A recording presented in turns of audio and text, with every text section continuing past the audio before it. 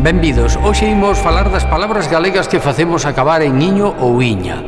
E van ver que este sufixo galego iño chama a atención mesmo en Polonia. Empezamos. O sufixo iño é tan característico da lingua galega que o coñecen mesmo os foráneos. Pero non sempre, porque ás veces falan do xogador celtiña, pensando que celtiña é un adxetivo. O valor básico do sufixo iño é diminutivo. Un anaquiño é máis pequeno con anaco, pero tamén é afectivo. Amiguiño meu e anaquiño do meu corazón non indican tamaño, senón un plus de afecto. Deicalogo é fórmula de despedida, pero deicaloguiño é unha despedida máis afectuosa. O mesmo acontece con aburiño ou con graciñas. Outras veces a terminación iño non indica nin tamaño nin afecto, senón intensidade ou outros matices. Amodo significa con calma, pero amodiño intensifica a lentitude ou mesmo significa andar nas puntas dos pés. Agora mesmo significa xa, pero agora mesmiño quere dicir inmediatamente, sen máis espera. Esa diferenza de intensidade é a que hai entre bailalo agarrado e bailalo agarradiño. Este parece un bailar máis agarrados. Só os galegos sabemos usar ben o sufixo iño. Ben falado.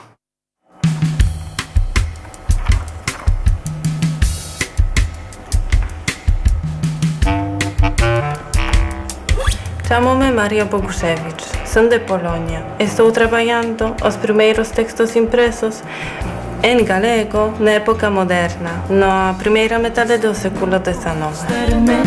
Que tal vez ninguén pode darme, pido tal vez o que non podes darme. E investigar un pouco de historia, o que me encanta, ou seja, achegarnos a ese grupo social a quen ia dirixido ese texto, e logo tamén un pouco de antropoloxía, no sentido de achegamento á cultura popular. Necesidade dese alimento, pouco cun solo é. O meu amor por Galicia tivo que pasar pola xente, porque tiven a sorte de atoparme cunha xente realmente especial, realmente extraordinaria. E aquí sentirme como na casa, pola primeira vez en España. A rexión de onde veño eu chamase Galicia, que non é ningún nome xeográfico, senón histórico, que foi dado polos austríacos que chegaron no ano 1772 para repartir Polonia. Os galegos parecense máis os polacos que calquera outra nación de Europa, non tes a mesma impresión? Sí, pero lo mesmo, despois de romper os cielos, a xente se abre, o mesmo que Polonia. O que me seduce realmente no galego é que pareceme unha lingua moi cariñosa, familiar, pero sempre no sentido positivo. Por exemplo, o uso de diminutivos como graciñas, atologuiño, algo encantador. O pronome de solidaridade, como a miña fiña é moi boa, é algo tan cariñoso, tan... é maravilloso.